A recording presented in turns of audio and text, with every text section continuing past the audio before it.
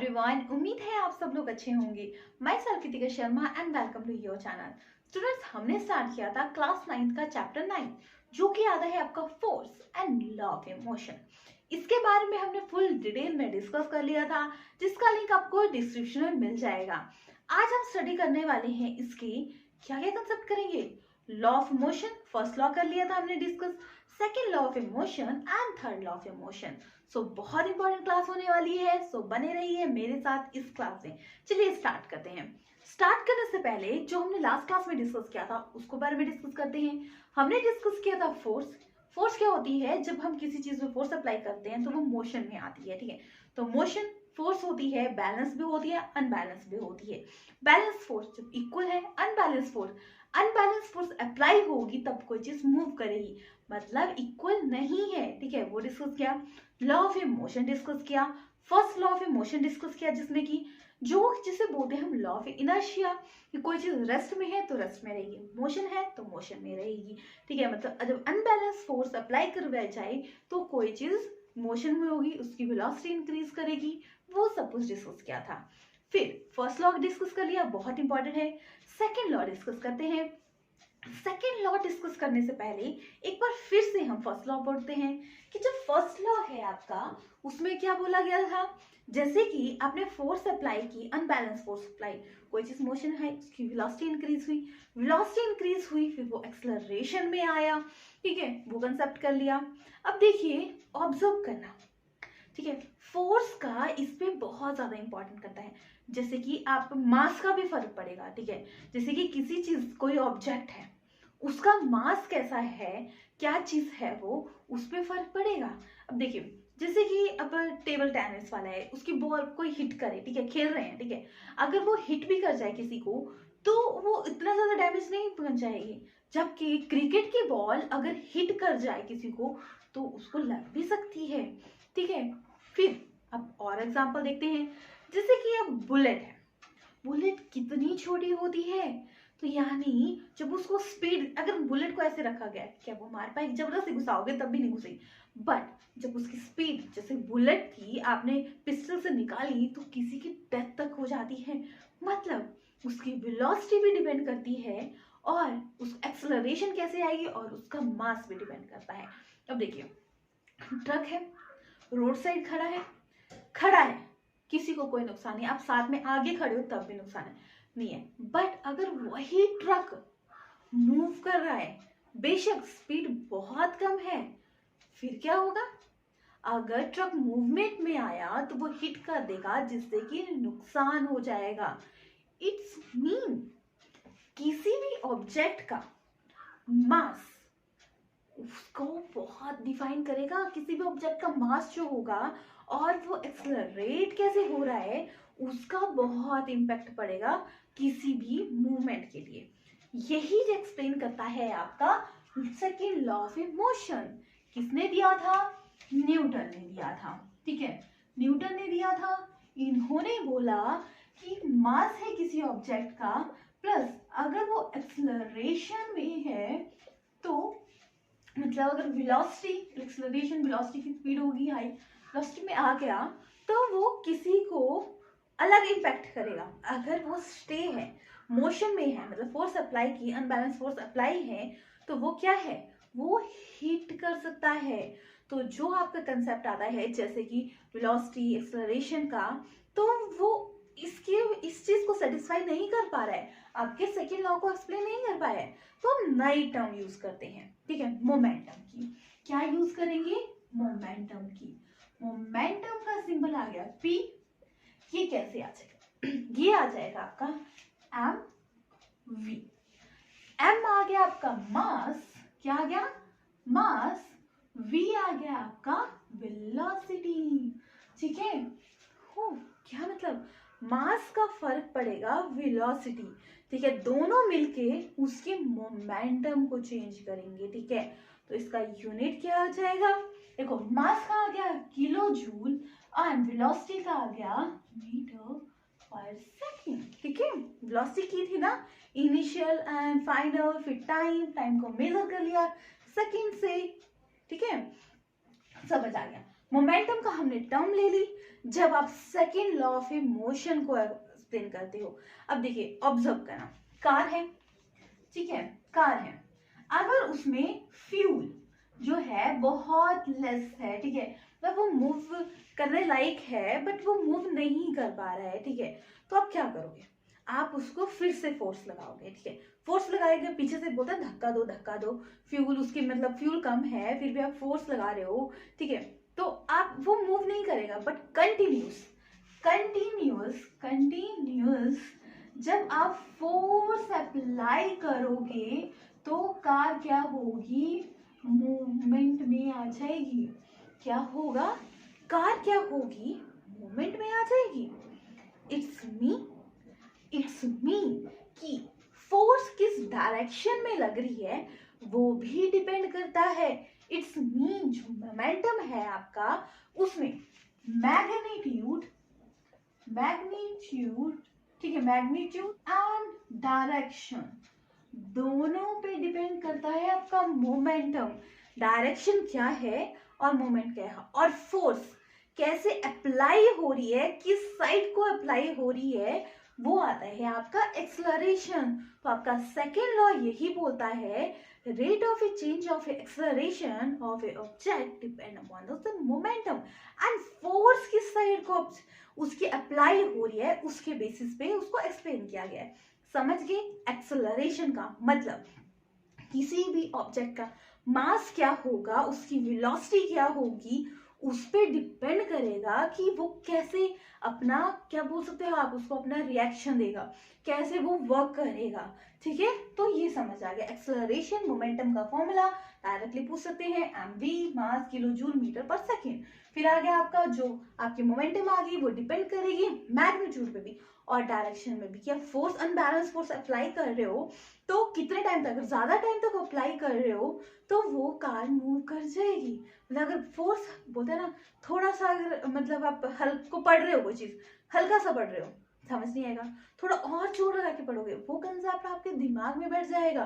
तो वैसे ही यहाँ पे अप्लाई होता है, अगर फोर्स थोड़ी सी लगाओगे तो वो मूव नहीं, ज्यादा फोर्स से अप्लाई करवाओगे तो ज्यादा उसकी मूवमेंट होगी और वो उतना ज्यादा डैमेज पहुंचा सकता है। माना मैंने ये ऑब्जेक्ट है, यहाँ से बिल्कुल स्लोली हल्का सा फेंका तो किसी को कोई नुकसान नहीं है, बट माना मैं यही बहुत स्पीड में फेंक दूं किसी पे तो उसको लग सकती है, ठीक है। जैसे कि माना कोई चौक है, कोई भी ऑब्जेक्ट है, कुछ भी ले लो, आप इजिली स्मूथली रख रहे हो तो कोई नुकसान नहीं है, बट जब उसमें वेलोसिटी एक्सेलरेशन काउंट हो गया तो उसकी स्पीड इंक्रीज होगी जिसकी वजह से वो किसी को डैमेज पहुंचा सकती है। जैसे बुलेट अगर ऐसे रखी हुई है तो जबरदस्ती भी अंदर घुसाओगे तब भी वो नहीं छोड़ेगी और इंसान मरेगा नहीं, बट अगर उसमें फोर्स अप्लाई हो जाए एंड वेलोसिटी इंक्रीज हो जाए उसकी, तो उससे क्या होगा, उसका हिट कर जाएगी चीज, ठीक है। जैसे ट्रक था,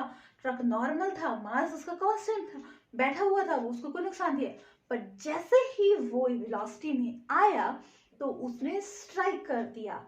इट्स मीन आपका कोई भी चीज मोमेंटम हो रही है, कोई भी चीज हो रही है तो वो उसके मास एंड उसकी मूवमेंट एक्सेलरेशन पे डिपेंड करेगा, ठीक है। अब मैथमेटिकल एक्सप्रेशन देखेंगे कि आप कैसे, अब देखो फोर्स एक्सर्ट कर दी जाएगी कंटिन्यू तो वो मूव करेगा, ठीक है।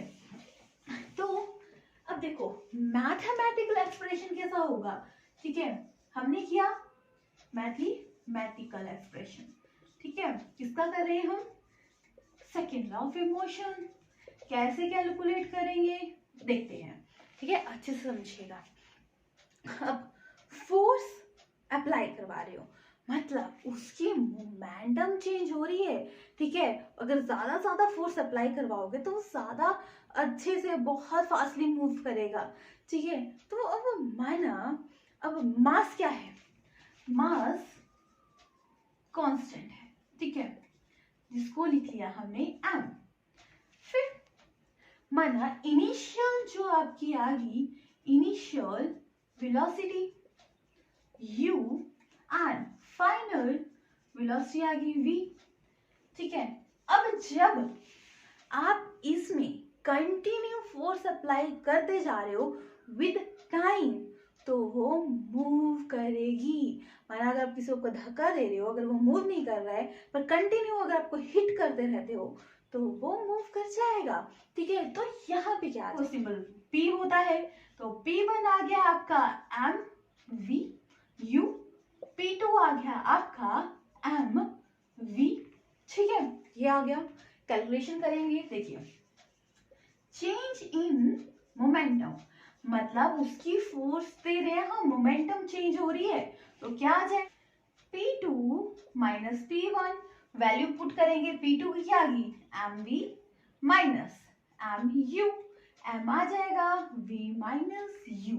अब देखो चेंज इन मोमेंटम हो रही है विद टाइम हो रही है तो क्या आ जाएगा विद टाइम। ठीक है, तो ये आ जाएगा आपका फोर्स से इसको रिप्रेजेंट करेंगे M V minus U upon T. Clear हो गया। अब देखिए जो V माइनस यू है इसको कैसे रिप्रेजेंट करते हैं, देखिए constant m V minus U upon T. ठीक है, जो V minus U upon T है ये आ गया आपका एक्सेलरेशन, मतलब वेलोसिटी चेंज हुई तो एक्सेलरेशन चेंज होगी। फिर क्या होगा, ये वैल्यू a के बराबर आ गई तो क्या आ जाएगा force equal to k m a, मतलब m आ गया का मास और मूवमेंट क्या हो गया आपकी एक्सेलरेशन। ठीक है, k क्या है आपका कांस्टेंट आ गया, यूनिट क्या बन गई मास की। देखिए मास का आता है किलो जूल। ठीक है, एक्सेलरेशन का आता है आपका, किया था ना हमने मीटर पर सेकेंड स्क्वायर। वेलोसिटी का क्या था मीटर पर सेकेंड, क्योंकि चेंज इन वेलोसिटी, बट जब वो आगे मूवमेंट करेगी क्यों फिक्स नहीं है तो एक्सेलरेशन आता है। तो यूनिट बन गया आपका किलो जूल मीटर पर सेकेंड स्क्वायर। ये इसको न्यूटन बोलते हैं। ठीक है, न्यूटन ने दिया था तो जो फोर्स के यूनिट है उसको न्यूटन भी लिखा जाता है, न्यूटन। तो 1 न्यूटन आ गया आपका, newton equal to kg meter पर सेकेंड स्क्वायर। क्लियर हो गया, मतलब जो फोर्स है वो आ गई मास इनटू एक्सेलरेशन। क्यों आई, क्योंकि जब किसी पे आप फोर्स अप्लाई कर रहे हो तो उसके मास पे भी डिपेंड करेगा। अगर भारी चीज को आपको फोर्स ज्यादा लगेगी वो ज्यादा उससे मूव करेगा, हल्की चीज को आपकी फोर्स कम लगेगी वो वैसे मूव करेगा। और अब कैसे आप किसी भी भारी चीज को या हल्की चीज को कैसे कितने फोर्स से मूव कर रहे हो, कैसे वो स्ट्राइक कर रही है वो डिपेंड करता है। अब देखो एक चीज ऑब्जर्व करना कि जब आप बात करें किसके बारे में, देखो क्रिकेट प्लेयर के बारे में जो फील्डिंग करता है, बॉल कैच करनी होती है उसने, तो वो क्या करता है, हर कहीं थोड़ी ना कैच करने लगता है, वो क्या करता है देखता है कि किस तक पॉइंट तक पहुंचेगी वो और वहां पे जाके हाथों को नीचे रखता है। ऐसा क्यों करता है वो, कभी सोचा है? चलिए मैं बताती हूँ। क्योंकि जैसे वो अब मूव करेगा, ठीक है, मास तो हल्का है बट वो एक्सेलरेशन में है। अगर उसको मैं जोर से पंच करती, ठीक है, जोर से बॉलों को मारूंगी मैं आपको, तो वो क्या करेगा, हिट करेगा, आपको नुकसान पड़ेगा, कुछ ना कुछ टूट जाएगा मतलब। ठीक है, बट अगर मैं वैसे ही धीरे धीरे अगर मैंने बॉल है ऐसे ऐसे टच किया तो कुछ तो हुआ नहीं। क्रिकेट प्लेयर क्या करेगा, वो एरिया इंक्रीज कर जिससे कि उसकी जो मास था वो तो रहे, उसकी एक्सेलरेशन कम हो जाए या जीरो हो जाए, तब वो पकड़ेगा ताकि वो हिट ना करे उसे। अगर वो पहले ही बहुत स्पीड में बॉल आ रही है, उसकी एक्सेलरेशन बहुत हाई है और वो पकड़ ले उस चीज को तो उसके हाथों पे लग सकती है। इसलिए क्या करते हैं कि बहुत स्पीड वाली ऑब्जेक्ट को ना पकड़ के जहां पे हम ऑब्जर्व करता है वो कि कहाँ पे वो आएगी और वो वहां पे नीचे जहां पे वेलोसिटी कम हो जाए वहां पे वो उसको पकड़ने का कोशिश करता है ताकि उसको नुकसान ना पहुंचे। क्लियर हो गया कंसेप्ट? ये आता है आपका सेकेंड लॉ ऑफ मोशन। ठीक है, अब करते हैं हम third law of motion. Sorry, ये तो आ गया आपका सेकेंड लॉ ऑफ मोशन। अब इससे जो हमने पढ़ा था कि वेलोसिटी से रिलेशन था फर्स्ट लॉ का, तो फर्स्ट लॉ क्या बोलता है, फोर्स, ठीक है, ये आ गया एम ए। जब फर्स्ट लॉ का रिलेशन देखे जाए तो ए क्या था, v minus U upon T. ठीक है, वैल्यू पुट करेंगे, ठीक है, M v minus U upon T. अब देखिए इस साइड हमने एफ टी कर दिया, इस साइड आ गया एम वी यू।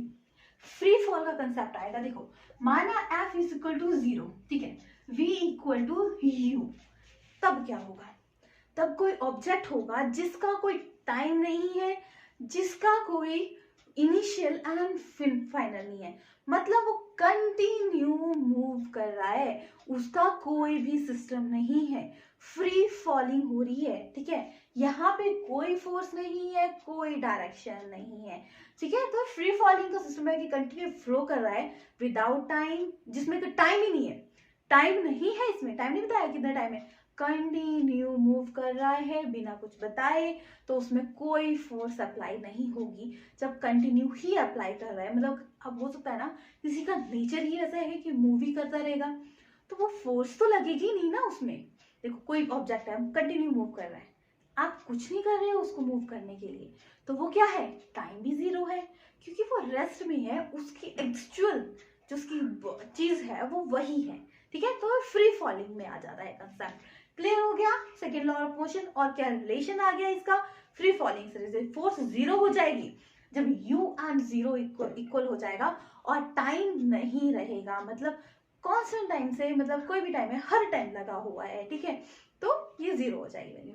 फिर third law of emotion, third law of emotion क्या बोलता है आपका, ठीक है, देखते हैं third law of emotion.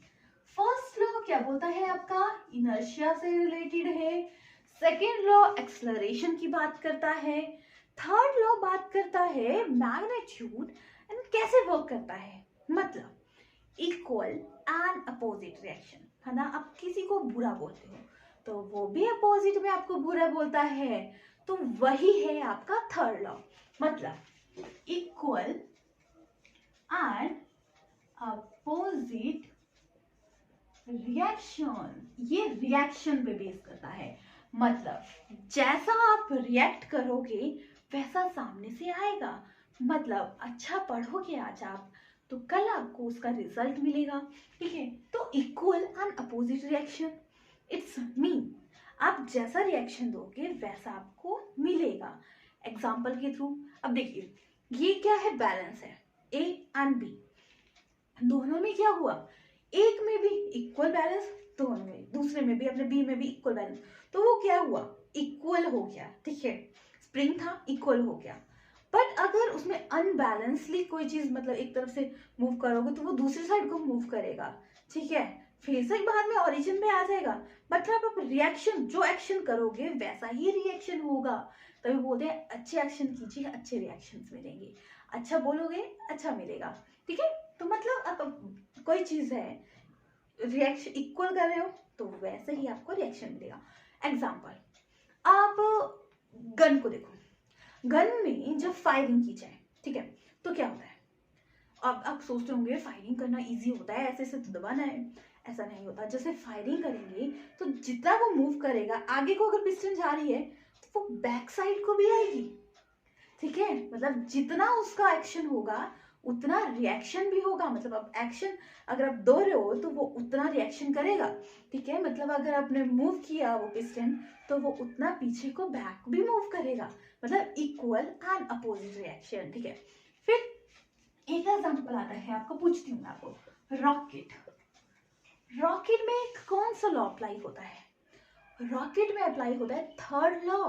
But आप सोचोगे ये तो रॉकेट तो ऊपर को जाता है, इसमें कौन सा बैकवर्ड रिएक्शन आता है, यहाँ पे देखो, माना ये आपका रॉकेट है, ठीक है, देखो जब इसको ऊपर को मूव करवाया जाता है तो आपने ऑब्जर्व किया होगा गैस निकलती है, ठीक है, तो it's mean gas is the opposite reaction, ठीक है, उसका जो आपने रिएक्शन किया उसका अपोजिट रिएक्शन था, ऐसा नहीं कि वो खुद ही, मतलब जितना आप बोलोगे जितना आप हिट करोगे उतना वो बैक भी हिट करेगा, ठीक है। हमने किया था गैलीलियो के बारे में किया था लास्ट क्लास में, कि वो जब ऐसे को अपने अपने मार्बल पे आपने बॉल मूव करवाई तो वो दूसरी साइड को मूव की, इक्वल एंड अपोजिट सेम, ठीक है।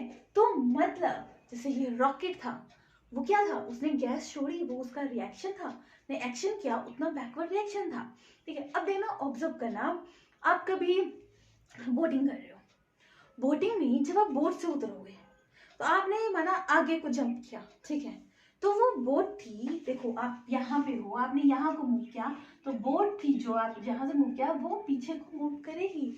मतलब आपने एक्शन किया, बोट ने रिएक्शन किया, अपोजिट साइड को वर्क किया उसने। क्लियर हो गया। अब देखो एक और एग्जांपल, माना पिक्चर में देखो दो बॉयज एंड गर्ल्स हैं, उन्होंने कार्स पे वो खड़े हुए हैं, ठीक है, टायर्स वाले हैं, उनके पास सामान पकड़ा है, ठीक है। अब उन्होंने सामान को अभी एक खेलना है, इधर से उधर देना है, तो उसने एक को दिया, तो उसका जो कार था वो दूसरे को मूव किया, रिएक्शन किया उसने, एक्शन किया, रिएक्शन हुआ। दूसरे ने जब उसको मूव किया तो वो मूव किया। कैसे ऑब्जर्व करेंगे, हम एक लाइन ड्रॉ कर देंगे, ठीक है। ये दो पर्सन है, ठीक है, यहाँ पे ये इसको दे रहा है तो ये मूव पीछे को बैक हो जाएगा, अगर ये इसको दे रहा है तो ये पीछे को मूव करेगा। मतलब जो एक्शन करेगा वो पीछे को रिएक्शन होगा उसका, ठीक है, एक्शन एंड रिएक्शन। तभी तो अच्छा बोलोगे, अच्छा करोगे तो अच्छा मिलेगा। आज पढ़ोगे, ठीक है, आप एक्शन करोगे तो उसका रिएक्शन भी होगा, मतलब आपको क्लास में आएगा, एग्जाम अच्छे होंगे, एग्जाम अच्छे होंगे, अच्छी जगह आपकी सिलेक्शन हो जाएगी। क्लियर हो गया इक्वल एंड अपोजिट रिएक्शन का, ठीक है। अब ये समझ आ गया third law. First law, law of inertia. Second law, acceleration, मतलब मास एंड एक्सेलरेशन बहुत इंपॉर्टेंट रोल प्ले करते हैं। फिर आया आपका थर्ड लॉ ऑफ इमोशन, जिसमें क्या है, equal and opposite reaction. Next आता है आपका, क्या आएगा नेक्स्ट, कंजर्वेशन ऑफ मास। क्या आएगा, कंजर्वेशन ऑफ ए मोमेंटम। अब ये क्या चीज है, पहले मैं समझाऊंगी आपको क्या ये चीज है, कंजर्वेशन ऑफ मोमेंटम, ठीक है। अब ये क्या है, ठीक है, देखिए दो ऑब्जेक्ट हैं, ठीक है, ये है MA, ठीक है, MB, ये मूव करवाया, ठीक है, क्या थी इसकी वेलोसिटी V1, ठीक है, U1, और इसकी थी V1, ठीक है, ये आ गई U1, ये आ गई U2, ठीक है। तो ये आ गई बिफोर कोलिजन, ठीक है, बिफोर कोलिजन, जब ये सेम डायरेक्शन में मूव कर रहे हैं, बट अगर UA की वैल्यू ज्यादा हो जाए तो क्या होगा, तो ये क्या कोलिजन हो जाएगी। अगर UA की वैल्यू ज्यादा होगी तो कोलिजन हो जाएगी, एक ऑब्जेक्ट बी ऑब्जेक्ट, तो जो फोर्स अप्लाई हुई वो हो जाएगी FAP, दूसरी साइड से जो फोर्स अप्लाई हो जाएगी वो आ जाएगी आपकी FBA, ठीक है, कोलिजन होगी ना। अब देखिए बिफोर कोलिजन, जब कोलिजन हुई, अब जब आफ्टर कोलिजन, ठीक है, कोलिजन आफ्टर क्या होता है, कोलिजन आफ्टर क्या हो जाएगा, माना एम ये है तो V1, ठीक है, पहले U1 माना था, MB तो इसकी वेलोसिटी आ जाएगी V2, ठीक है। तो ये कैसे वर्क करेगा देखते हैं, न्यूमेरिकल वैल्यू है, समझिएगा अच्छे से। अब देख, बिफोर कोलिजन, आफ्टर कोलिजन, ठीक है, और आफ्टर कोलिजन, और ये क्या है, कोलिजन की स्टेट में है, ठीक है। फिर देखिए बिफोर कोलिजन MA ठीक है, MB UB, before after collision क्या आ जाएगा, MA ठीक है, MB ये आ गया। अब देखो क्या आ जाएगा, FAB, क्या आ जाएगा आपका, MA, इसमें आ जाएगा M, क्या आ जाएगा आपका, MA नहीं आएगा, MA बाहर आ गया, तो VA UA, ठीक है, अपॉन T, ये आ गया। FBA की वैल्यू कोलिजन के टाइम है ये, ठीक है, क्या आ जाएगी, MB आ जाएगा आपका VB minus UB upon T, ठीक है, ये वैल्यू आई। According to third law, equal and opposite reaction, मतलब FAB equal to minus FBA, value put करेंगे, देखेंगे क्या आ जाएगी, FBA MA है, VA UA, ठीक है, T कोलिजन की बात है ना, ये बात की हुई। अब MB, ठीक है, VB minus UB upon T, इसको सॉल्व कर लेंगे, देखो क्या आ जाएगा, MA ये माइनस में है, ठीक है, MA VA माइनस फिर MA, ठीक है, UA, ठीक है, वैल्यू आ गई। फिर आपका आ जाएगा इक्वल एम बी, ठीक है, माइनस में है M B V B minus फिर एम क्या आ जाएगा एम बी यू बी, ठीक है, ये वैल्यूज क्या आ गई, ठीक है, पहले एम ए यू बी, ठीक है, ये आ गया, फिर ये वैल्यू पुट आ गई, फिर एम ए वी ए, ठीक है, plus M B U B, ठीक है, इक्वल टू एम बी, ठीक है, एम ए वी बी, ठीक है, M A V A plus M A, ठीक है, एम बी एंड आपका आ गया वी बी। क्लियर हो गया, equal and opposite reaction, before collision फिर कोलिजन फिर आ गया आफ्टर कोलिजन।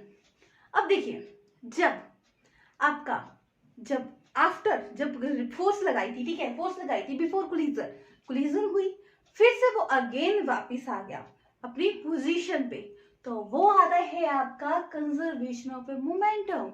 इट्स मीन कोई चेंज ही नहीं हुआ, चेंज हुआ बट वो फिर से उस पोजीशन पे आ गया। देखो कोलिजन करवाई, कोलिजन होगी, ठीक है, फिर कोलिजन के बाद आफ्टर कोलिजन वो फिर से उस स्टेट में आ गया, तो इट्स मीन कोई मूवमेंट नहीं हुई, तो क्या है कंजर्वेशन ऑफ ए मोमेंटम।